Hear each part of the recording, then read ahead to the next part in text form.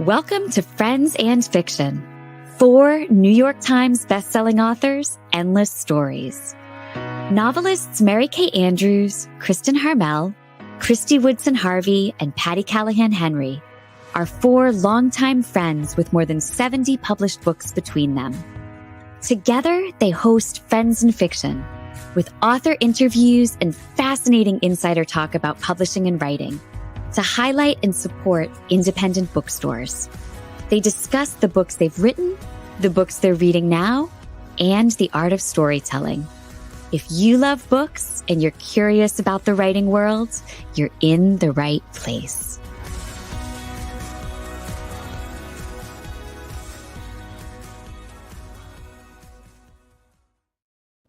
Hello, everyone. It is Wednesday night, and it is time for Friends and Fiction. We have an incredible night ahead for you. Another do not miss. Tonight, our Kristin has a previous obligation, but we are incredibly honored because we have a surprise co-host with us, the author John Searles. We'll talk more about him in a bit.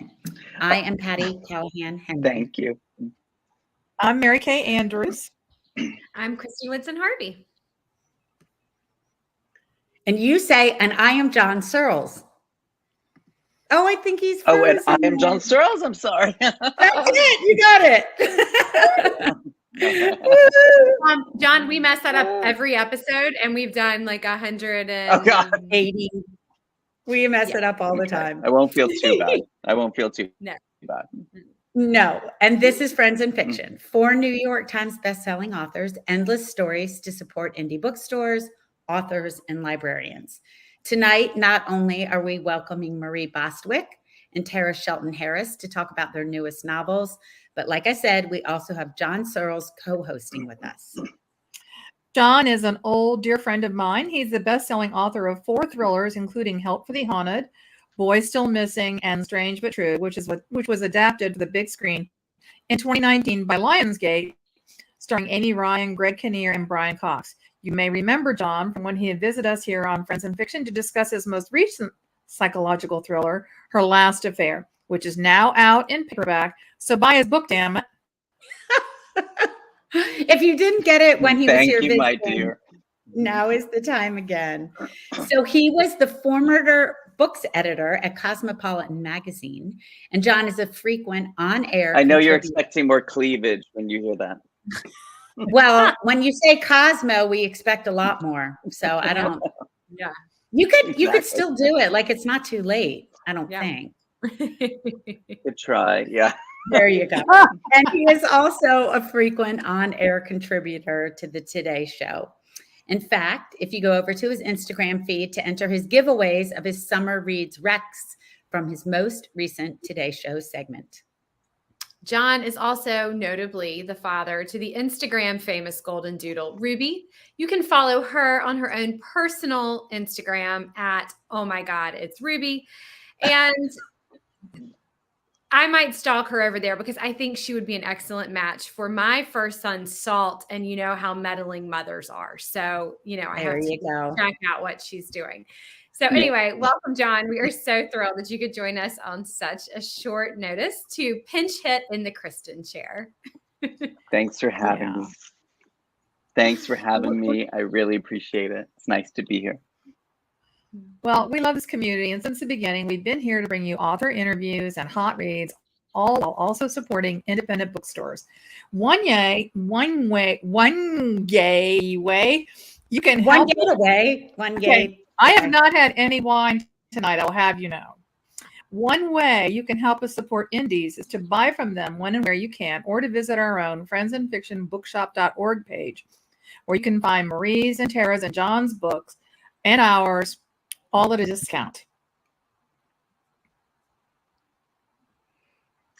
John, and speaking of amazing books, don't forget to join. I said, speaking of amazing books, don't forget to join the Friends and Fiction official book club with Brenda and Lisa on their Facebook page, and join them on July 17th, when they'll be discussing The Paris Daughter. You knew that book, the instant New York Times bestseller with Friends and Fiction's very own Kristin Harmel, played by me this evening, but she'll be playing herself on July 17th. Yay! And I can't believe it, but the Summer of Songbirds is releasing in less than a week. Oh my goodness, but who's counting? Yeah. I'll be in Nantucket, Rhode Island, New York, New Jersey, and all over North and South Carolina on tour. And of course, in Tampa with my Friends in Fiction crew. So check out all of the tour dates on KristyWoodsonHarvey.com and come say hi in person. If you still need a signed, personalized copy, Nantucket Books is taking pre-orders that include an exclusive Camp KWH fanny pack. You can see me very stupidly modeling on Instagram. It holds my dog treats. And it also includes lots of other swag. So check it out if you need a book still. And if you haven't bought the book yet, today is the day. Today is the day to get it. So thank you. I loved it. It was so full of such nostalgia and sweetness. And it made me feel that feeling I had when I was a kid, that the world was just waiting for me, which it actually wasn't. So now, now. Now, without much further ado, let us welcome Marie Bostwick. Marie is a USA Today and New York Times bestselling author of uplifting historical and women's fiction, including the popular Cobbled Court Quilt and Too Much Texas. I love that series of books. Drawing on her lifelong love of quilting and her unshakable belief in the power of sisterhood, Marie's Cobbled Court Quilt series has been embraced by quilters and non-sewers alike. Her standalone books have also found a passionate following among lovers of women's fiction. Her novel, The Second Sister, was even adapted into the 2018 Hallmark Hall of Fame feature film Christmas Everlasting, starring Patti LaBelle. Wow. I heard Patti. I'm like, what? What did I star in? Right? What was it? So Marie lives in Washington State with her husband and a beautiful but moderately spoiled Cavalier King Charles Spaniel. When she's not curled up with a good book, she can usually be found in her office trying to write one. She is also the co-host of 10-Minute Book Talk on Instagram and Facebook with our pals, Rachel Linden and Catherine Ray. Her new novel, Esme Cahill Fails Spectacularly, was published on May 30th, and we are so excited to talk to her about it. Juan, can you bring Marie on to join us, please? Hi, everybody. We are so happy to have you. Thanks for joining us. Where are you right now? Remind us. I am in Missouri. I am in Hamilton, Missouri. Wow. And you're at a quilter's haven, aren't you? It is, yes. This is known as Quilt Town, USA. So the home of the Missouri Star Quilt Company. And there's like 13 quilt shops in this little tiny town. It's amazing. Unbelievable. So I brought extra luggage. So, well, we love talking about quilting, and that's a beautiful one behind you. But we are here to talk about Esme Cahill. So I love that there is a quote that says, if you love Southern summer fiction authors like Kristy Woodson Harvey, you will love this delicious novel about family, friendship, and finding your true path. So before we dive into your novel, I thought we would talk about summer reading and what that even means. Your novel is set at a family-owned North Carolina lake, and it got me thinking, how do we even define summer reading? What does that mean to each of us? I think it probably means more than what the book industry calls a summer read. So how about you, Kristy? I mean, obviously, we all know that summer begins with MKA. So that's True that's that. the first thing. You know what? Funnily enough, though, I tend to read a lot of thrillers and like creepier things during the summer. No way. I give myself more time to read during the summer. And so if I'm like on the beach or by the pool or something during the day, I feel like I can read those things without having nightmares. I'm very sensitive. So, like everything is happening to me that's happening in the book. So it's funny because I tend to read a lot of that during the summer, but then also, of course, I think just anything that can kind of take you away and keep the pages turning is a perfect summer read. Okay. How about you, MKA? Oh, you're muted. You have to unmute, my friend.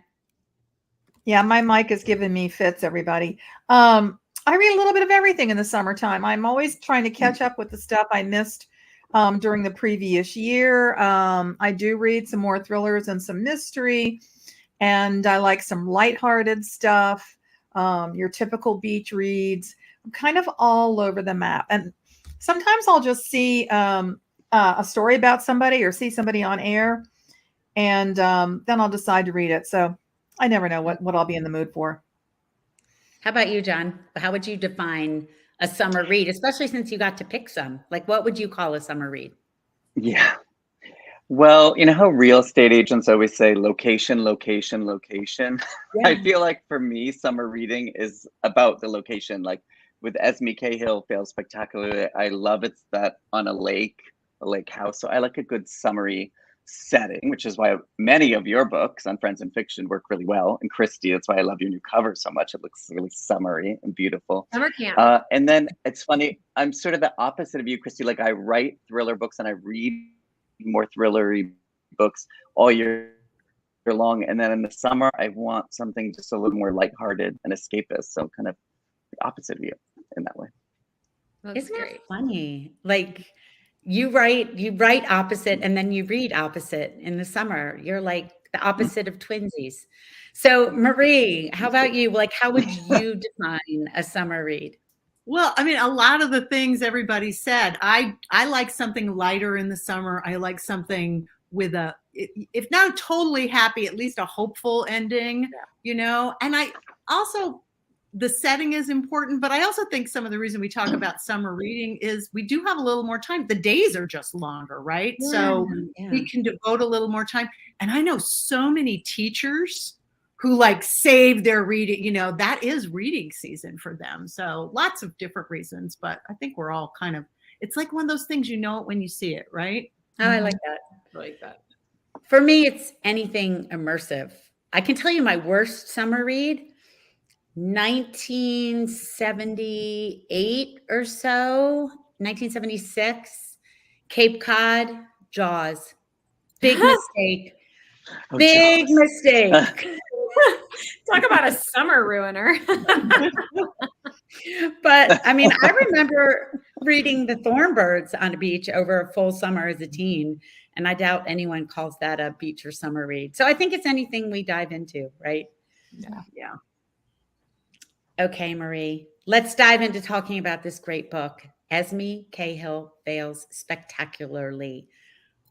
Did you guys see I said that word all right? Yeah, you got it. I know. It's a totally charming novel about a woman whose life isn't going according to plan. She escapes back to the Asheville resort where she was raised at the request of her grandmother, who, after asking her to come home, whoops, dies.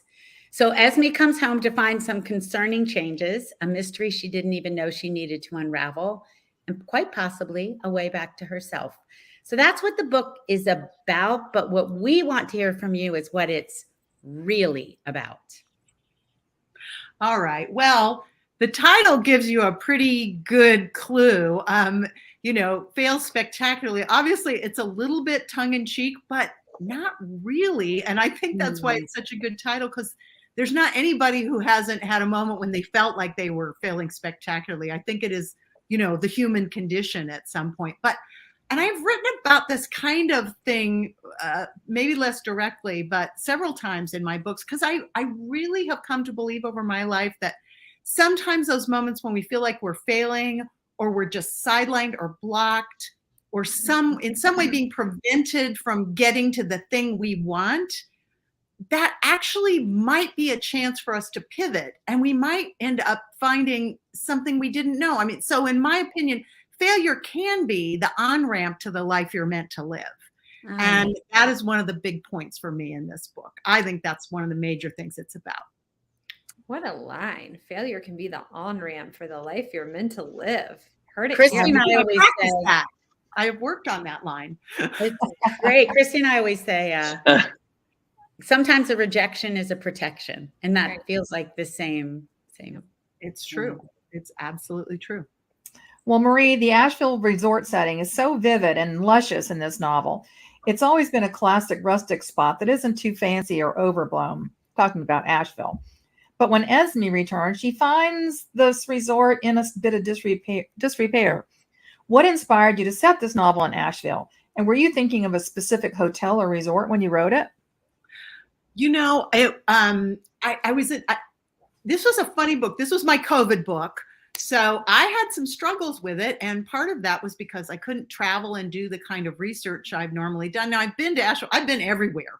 I have lived, I think we've lived in, we counted it the other day, like 10 different states. And I've had more than 20 addresses. I think it's actually 25. My husband says less, but he's wrong. And so it has turned out to be like kind of the ideal resume for a writer because I have lived in every region of the country. So, but when I was writing the book, I couldn't go to those places. So originally I thought, well, maybe Maine, and that didn't work. Finally, as I was on about my, I don't know, fifth or sixth rewrite of the book, I was on tour promoting another book of mine, The Restoration of Celia Fairchild, which is set in Charleston. And I ended up doing an event at Lake Lure. And I kind of went like, this is the place. Because it had some of the things that I really love in a book. Asheville has a very distinct character. And so I love that. I love a town that is almost a character within itself. Also, that incredible mountain setting. I'm so inspired by nature in a lot of my books and my personal life. So that was huge. And then, of course, Asheville has long had this reputation as being a haven for artists. And in a book that's about people who are struggling artistically, it just seemed like this had all the things that I wanted. So, and plus, also Asheville has really good pancakes, don't they? Certainly, very good business. I just remember my husband's a theater director, and he was trying out some show down there, and I found this restaurant that had the best pancakes. I couldn't button my pants, but the time I was driving home from Asheville, I ate so many pancakes. Sorry, I just had to say that. It's great. For sure. For sure. That's funny. Oh, John, you're up, my friend. Yeah, so no spoilers here, but one of Esme's major goals in the novel becomes getting her grandmother, who was a talented artist, her due after her death. And Esme comes back to the lake after being fired from her publishing job and her divorce. This is part of her failing spectacularly. And at the request of her late grandmother, and she feels like she has a bit of a puzzle to unravel here about exactly why her grandmother wanted her to come back to the lake. Her grandmother's art becomes a huge piece of the puzzle and an inspiration to Esme as well. So we're wondering, is there a message here about the power of family ties even after death, or maybe the ways our ancestors past direct our own paths in life? Yeah, I mean, absolutely. We all stand on the shoulders of the people who came before. And sometimes, hopefully we live and learn from their example, but sometimes we live and learn from their mistakes too, and the way we shouldn't be. So one of my very favorite things about this book, which even though it was a struggle, I've come to love this story so much, is that Esme has an opportunity to right some of the old wrongs because her grandmother was incredibly wise, but that wisdom takes time to develop.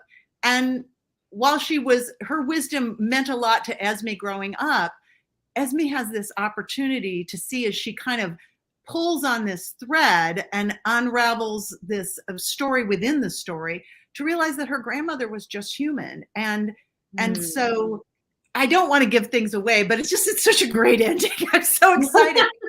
She awesome. Does have this opportunity to right an old wrong, and that made me very happy as a writer. Speaking of threads, I see that quilt behind you. It looks like it has a price tag on it. The quilt are you selling that? No, should we be advertising that you're selling that quilt behind you? Actually, it's not a price tag explaining where the tutorial is, but.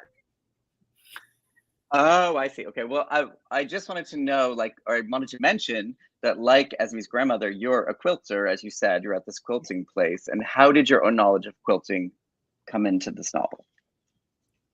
Into this novel?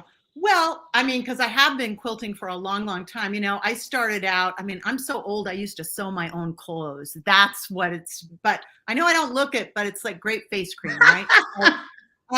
So, when Yeah, when I was a little girl, I sewed my clothes. And then when I was in my early 20s, I had 2 little children. And I was at that stage in life where if I would go to the bathroom, they would sob hysterically on the other side of the door till I came out. And I loved them, but I needed something for myself. And that turned out to be quilting. So it was an easy leap to make from garment sewing to quilting. And I just found it to be incredibly expressive and artistic. And I am a hobby quilter of like enormous enthusiasm and moderate talent, but quilting was such a beautiful metaphor for me because I think about life. You know, if you think about life, you just get handed this big bunch of scraps, right? You don't necessarily have a choice. They're weird colors and weird shapes, and this is what you've got. And it's your job in your life to make them come together in a way that makes sense and hopefully is beautiful and useful. So I have used that metaphor over and over again in my work. But in this case, I really have used it more to write about the struggle of artists. And I just think that's an important subject because I believe everybody is an artist at some level. So one of my missions on earth is to encourage people to embrace and celebrate their inner child artist. I love that. Oh, that's fantastic. Okay, well, Marie, I have to say 2 things. First of all, well, you know I loved this book because I got a really early read and I got to blurb. No, and you were so sweet. So great. And I had to tell you, so I was picturing this like kind of version of the Lake Lure Inn while I was reading the book. So that was great. I was like, oh, good. And then also, I think I love the way that kind of the world works and the universe brings us these stories because I was working on The Wedding Veil at the same time that you were working on Esme Cahill, right. Also set in Asheville. And one of the things that struck me while I was reading it, one of the reasons that Asheville is such an amazing artist colony and community is because all of the work that Edith Vanderbilt did to bring those kind of homegrown arts and crafts movements to Asheville. So anyway, when I was reading it, I was like, I love this because it's like you can go way back and then like see how all that work still exists today. So that was kind of cool. But that's not my question for you. That was just some So one of the major themes of this novel, as your title implies, is that sometimes it takes falling and failing in a pretty large and maybe even a pretty public way to redefine where we actually want to be. So I'm just wondering if there's anything in your own life journey that contributed to Esme's story, and whether there is or not, what do you hope readers will take away from this story? Oh, well, you know, look, as writers, I mean, maybe it's different for you, but I don't know a single writer who hasn't had to deal with failure and rejection and all those things. And it's hard, you know. Esme originally wants to think she's going to be a writer, and she gets 263 rejection letters. And she says at one point, sort of tongue in cheek, you know, who would have guessed I have such an infinite capacity for humiliation? But I really felt for her because I remember being that, you know, not yet published writer, and you'd send off your thing and you're so hopeful, and that envelope would come and you're thinking this is going to be the one, and you would open it and it would be yet another thanks, no thanks form letter, and how heartbreaking that was. But all of us experience some of that. And so really what I hope readers take away from this more than anything, well, first of all, I just hope they enjoy it, right? My first job as an author is just to entertain people. And that's a good thing to do because, you know, life is hard, but fiction doesn't have to be. So that's great. I get to like lean into putting people in a hopeful place and hopefully a thoughtful place by the time I'm done. But beyond that, I really do want to just kind of put my arm around readers and say, you know what, maybe baby, you feeling like you're failing right now, but this is not the end of the story. Good things are ahead. Maybe you need to pivot. Maybe the universe is sending you a message, and like great stuff is ahead of you. Just hang in there and keep at it. That's it. It's not real deep, but it's important. I love that. Speaking of messages, Marie, I think all of the book obsessed children within all of us relate to the line in your bio. Marie Bostwick was born and raised in the Northwest, where being an overweight and socially awkward child, she collected a whole closet full of imaginary friends that are with her to this day.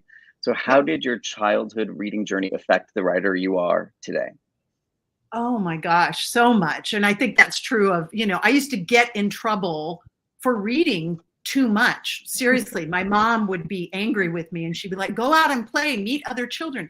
I did not need to meet other children. I was best friends with Pippi Longstocking and Laura Ingalls Wilder. Why would I need to meet those people out there? But like books were it was just my passion. And I really was a socially awkward child. By the way, I am still a socially awkward adult, so that has not changed. You are not. But it's all, I'm embracing my nerdiness as I get older. It's all good. So yeah, I think, and I tell people over and like the best way to learn to write is just read and read and read and read. And of course, as you are writing more seriously, you study people's technique, you see what worked and didn't work for you, so you can develop your own style. But I think if you're reading a lot, especially as a child, you just absorb what good writing is. And I don't know that you're conscious of it, but you just know how it feels and tastes and how when a book wraps around you, it changes lives. And of course, later, hopefully it inspires you to want to be one of those people who gets to do that. There's nothing I would be rather doing with my life right now than writing. And all those books I read as a kid were part of that.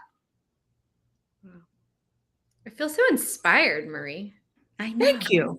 This whole episode, I'm like, everything she says is like a soundbite. It's fantastic. Mary Kay's the one who's probably taking notes. She writes down all the good stuff. Like she's just writing around. It's just good stuff over here. All right, Marie. You have been an incredible guest, but before we let you go, can you please tell everyone where to find you online? Because I know you are out there on the road. So where can they find you in real life and online? Right. Well, I'm, pretty much some of my book tour is mostly wrapped up. So I'm excited about sleeping in my own bed soon. But if you go to my website, mariebostwick.com, you will find my calendar. I also gift giving is my love language. So I have lots of goodies for people on my website. I like to do recipes that go with my books. And for quilters, I sometimes do companion patterns for them even. So that's kind of a fun thing and people can download them. All you have to do is give me your email address. And so what's beautiful about that is not only you'll get the recipes and the patterns, you will get free junk email from me for the rest of your life. That's so awesome. There's that, right? Really, it's a gift that keeps on giving is what I'm telling you. I also, I'm so awesome. You guys, I've been on the road a long time. I'm getting punchy. I also have a blog called Fiercely Marie, and this is my lifestyle blog. I originally started it was called Fierce Beyond 50 because I turned 50 and people were sort of, okay, get off the stage now. And I said, I don't think so. I just got here. So I started a blog mostly because I was mad. But then I had a lot of people who weren't in their 50s who were coming. So now it's just called Fiercely Marie. I love to cook. There's lots of recipes. There's lots of, free advice, which my mother always says is what you pay for it. But travel tips, book tips. And then, of course, as you mentioned, we do Rachel Linden and Catherine Ray and I do the lazy woman's version of Friends in Fiction called the 10-minute book talk. It's just 10 minutes. So it's so much less work than what you guys do. But we're on Facebook with that. And that's been a lot of fun. I've met so many authors and I've gotten to read so many books that I might have missed otherwise. So and I'm on Facebook and Instagram, and I don't do TikTok because I don't know. I don't have enough talk to tick anymore. So those are the Same. That's it. Same. None of us have any talk. Trust us. No talk. Oh, Marie, thank you for being with us. Thank you so much. And congratulations on your novel. Thank you, guys. This was so great. I appreciate it. Congratulations, Marie. Thanks, Marie. We love having you. All right. See ya. All right, everyone. She's hilarious. She makes me smile like my cheeks. She's adorable. So funny. All right, we're really excited to get to Terah Shelton Harris to talk about One Summer in Savannah. But first, a few quick messages from us, because it's not every year that all four of us have new novels being released, but this was one of those years. It sure was. It's a fab year for the four of us. See, you see what I did there? I did. I know, so freaking clever. With Kristin's and Patti's books just out, and Kristy's coming out next week, and mine coming out in September. To celebrate, we have even more live in-person events coming up. And this crew has already been in pancake hunting, I hope, in Columbus, Charleston, Huntsville together. And coming up, they'll be in Tampa, Florida on July 20th at Oxford Exchange. I love that store, to celebrate the summer of Songbirds. Congratulations. And in Kristy's neck of the woods in Atlantic Beach, North Carolina, for an August 1st breast cancer fundraiser. And last but absolutely not least, in Darien, Connecticut on October 4th for my dear pal, MKA's Bright Lights Big Christmas, a book which I had a sneak peek at already, and I actually have a cameo in the book. I'm a character in that book. Yep. You're a character in real life, John. There is that too. Some have said, yes. Well, he just stole my next line, because I was going to say that John and his husband Thomas and their and their dog Ruby have a cameo in the book. All right, we're blacklisting him, ladies. He's on the no-fly list from now on. But you'll have to hashtag buy my book, damn it, to see where John and Thomas and Ruby turn up in Bright Lights Big Christmas. And I already know because I read it. So it's awesome. Make sure you're signed up for our Friends in Fiction newsletter and for our individual newsletters so that you're the first to know more about all of our events. So I love talking about and reminding you about our Friday podcast, the Writer's Block podcast, because it is so incredible. And we've had some of the most fascinating guests, from songwriters to librarians to storytellers. So don't just tune in on Wednesday nights like you're doing right now, but you can also find all four of us, plus Meg and Ron, interviewing storytellers and people who are in the storytelling world. We always post a link to the newest episode on the Facebook page, or better yet, you can subscribe on your favorite podcast platform and you'll be notified with each new drop. On the most recent episode, which is out now, Ron and Meg talked to Christine Pride and Joe Piazza. I know Joe, I love her, about their new novel, You Were Always Mine. And this coming Friday, Ron and Meg will be chatting with Alex Hay about The Housekeepers. So listen, review, subscribe, and share with a friend if you like what you hear. All right, everyone. Now it is time for our next guest, Terah Shelton Harris. Terah is one of our favorite kinds of people because she is a librarian and a freelance writer who now writes works of fiction with bittersweet endings. As a freelancer, her work has appeared in consumer and trade magazines, including Every Day with Rachel Ray. Cool.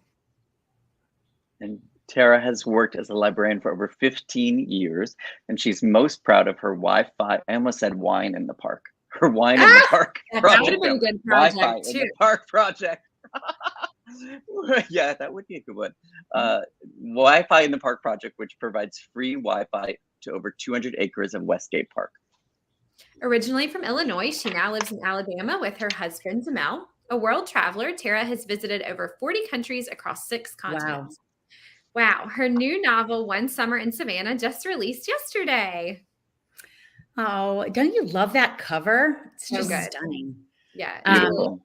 Juan, can you please bring Terah on to join us?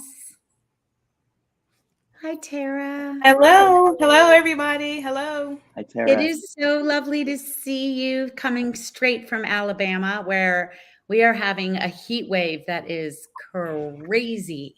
It is. It is so hot. I just came from Chicago and I was just basking in that nice and cool weather. And then I come back to the oven that is Alabama. Yeah. And it wasn't even that cool. We were all in Chicago at the same time. And Right. it was kind of, right. I thought it was kind of hot too, but you come back down here and you're like, woof. Okay. Yeah. Y'all will not believe it, but it's like 10 degrees cooler in North Carolina, like on the coast of North Carolina, than it was in Chicago. Like I got to Chicago and I was like, it is a full 10 degrees. I thought it was going to be cooler. And I packed these like long sleeves and I was like, I'm going to perish in this.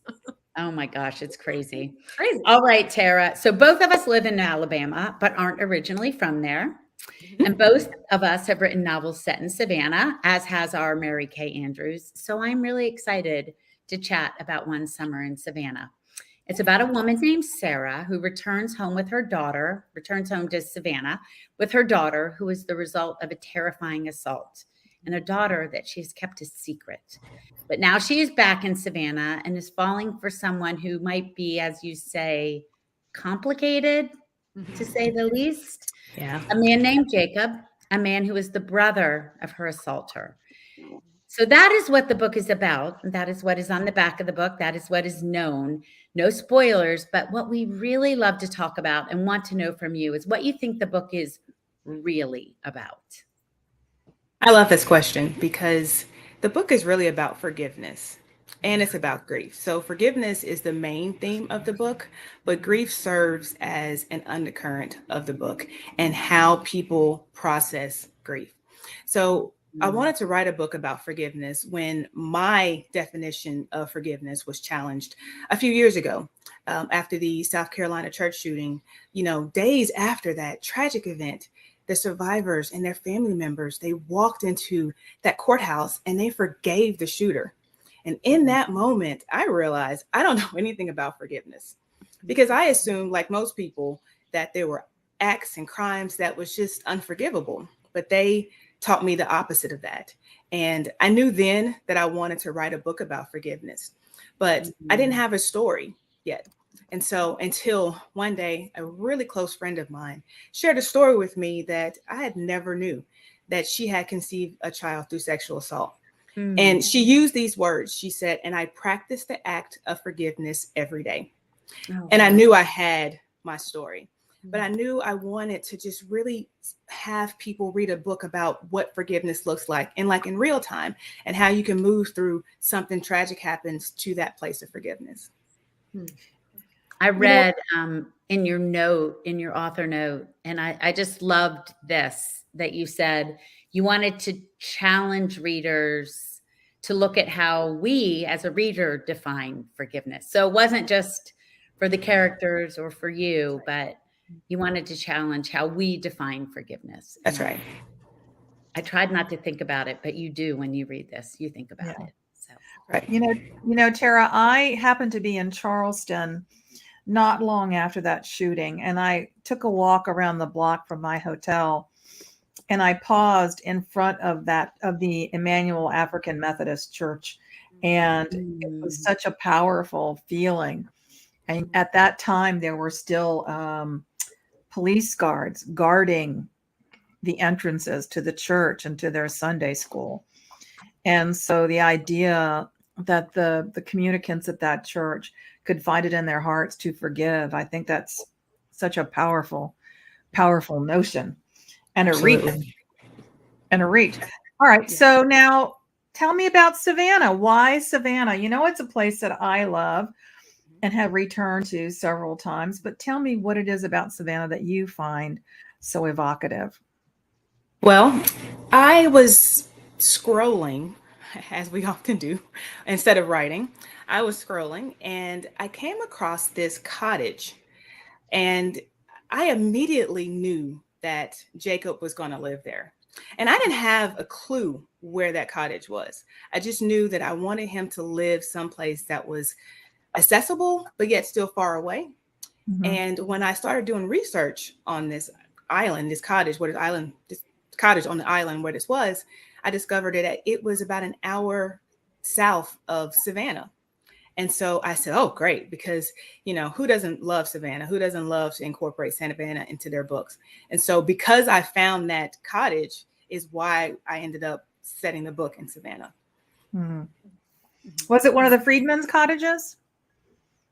Cottage on Hird, Hird Island. Oh, and okay. And what I love about this island is just very cool. It's only accessible by boat or airplane. So you have to want to go there or know someone there in order to visit. I love that. Very It's a cool. great metaphor for how he was blocking himself from his life by living, remotely in that place.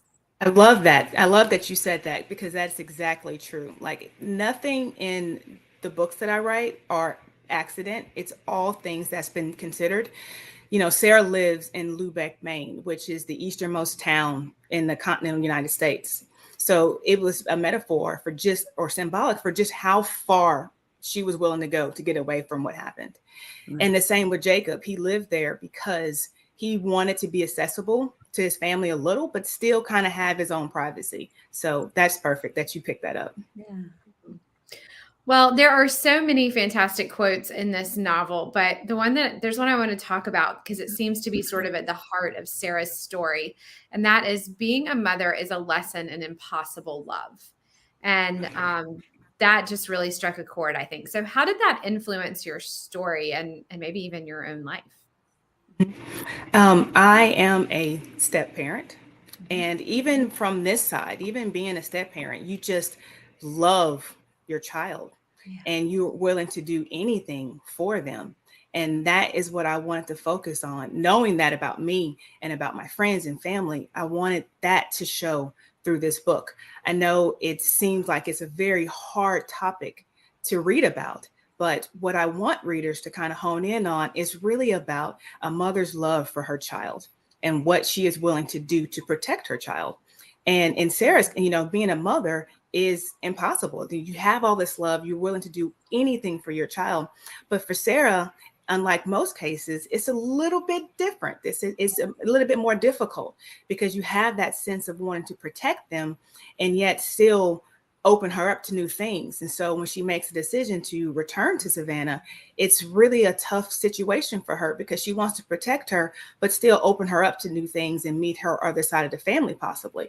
And so it's almost an impossible situation. Like, how can she win? Like, I wanted to feel that pull and pull, that push and pull that she had between hindering her and helping her. And that is what I feel like mothers go through all the time. Yeah. Indeed. That's Indeed. so true.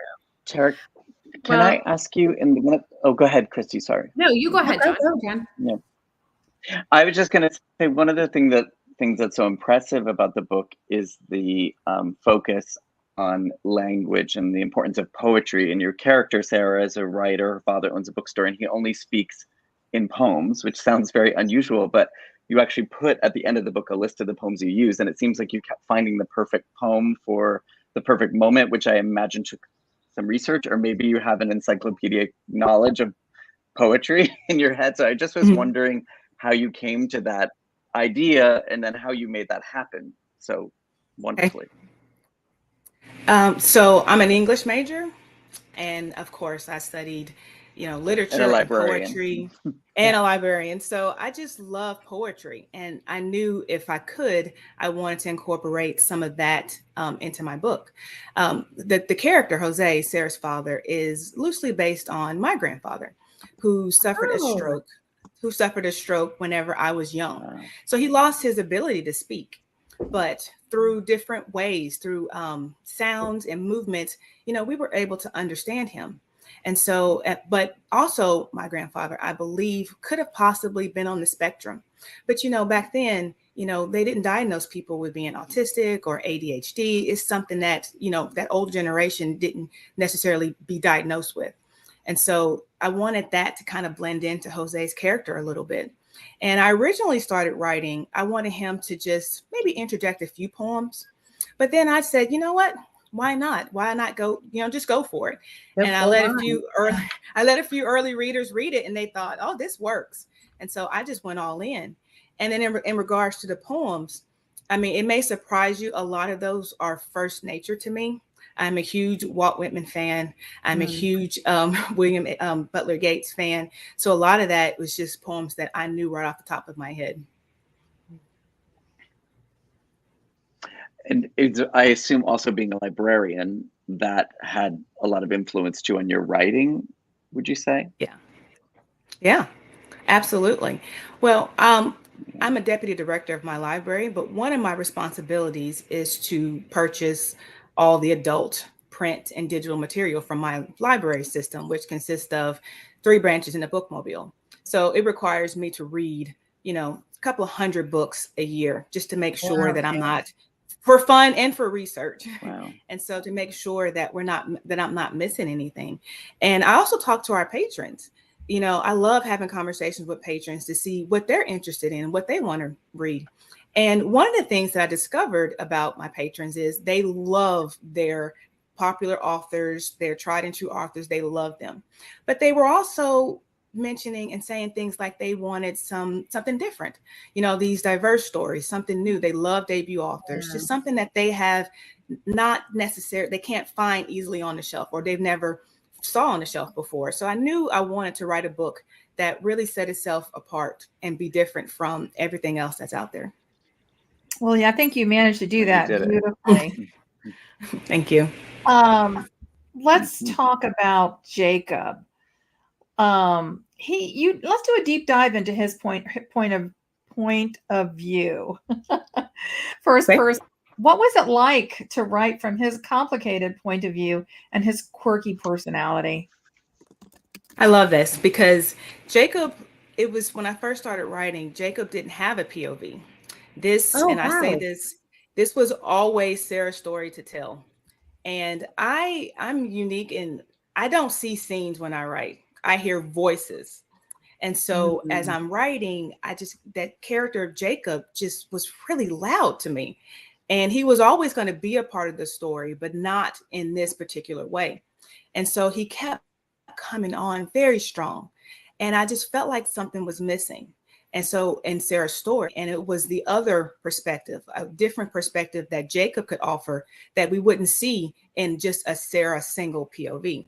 And so I realized then that I needed to write 2 different POVs. But I didn't want them to sound the same since, I'm the writer and I was going to have these 2 characters. So I made Jacob just a little bit quirkier. They're very intelligent, smart. And so sometimes they are socially awkward. And so I wanted that to kind of come across in the book. Well, I think you succeeded in that.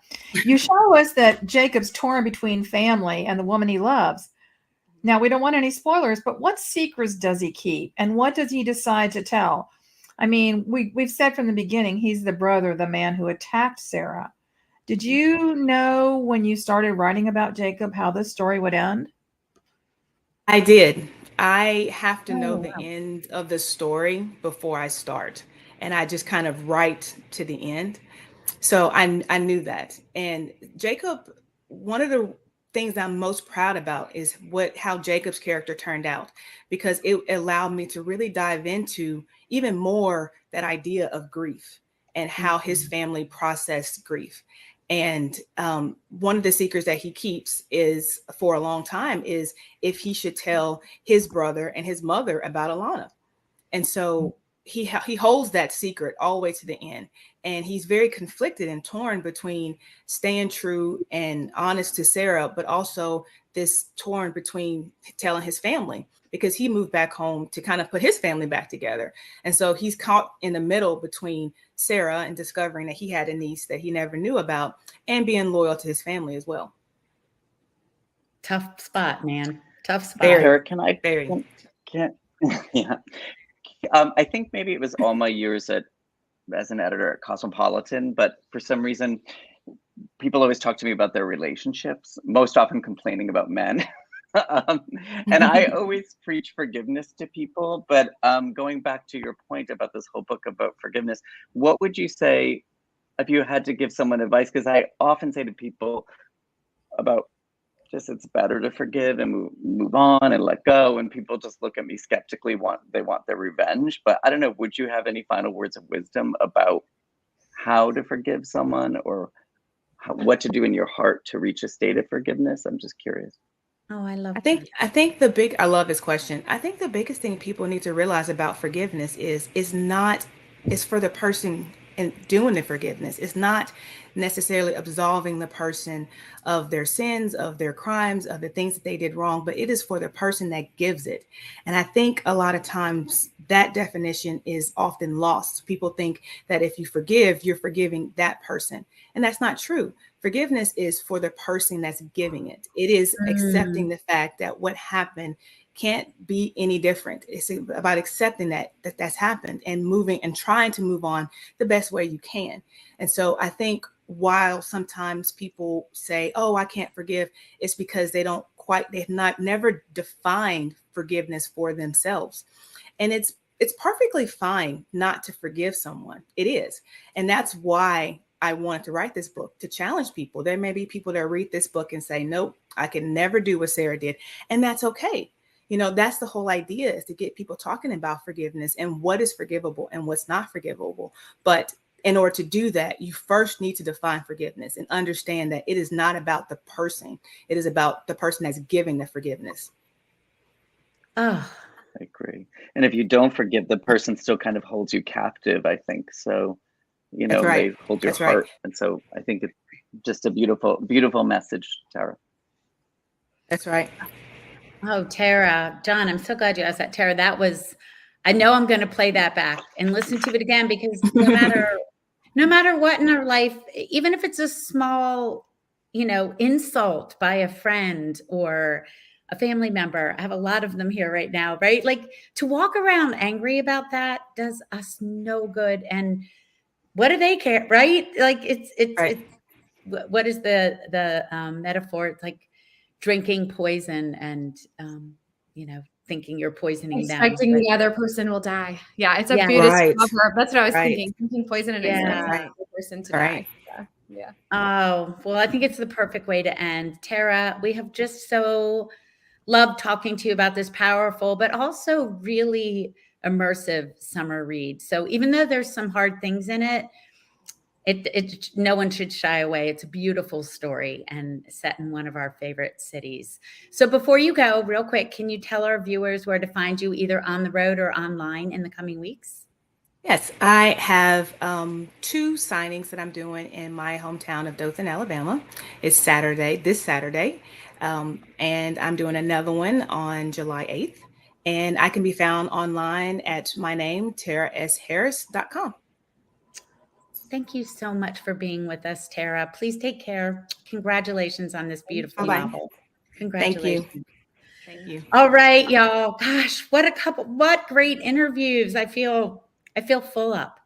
So everybody out there, don't forget that you can find all of our back episodes on YouTube. We'll be back next week to celebrate the launch of the Summer of Songbirds. We are so excited. We have the funnest episode in store next week. It might involve whistles. It might involve camp trivia. So we cannot wait. So thank you for being with us. And thank you, John, for sitting in. Thank you. You're such a thank you. So nice to see you. All right. We'll see y'all next week. Thank you. Good night. I adore all of you. Bye, John. Bye, girls. So great to see you. Thank you for tuning in. You can join us every week on Facebook or YouTube, where our live show airs on Wednesday nights at 7 p.m. Eastern Time. Also, subscribe to our podcast and follow us on Instagram. We're so glad you're here.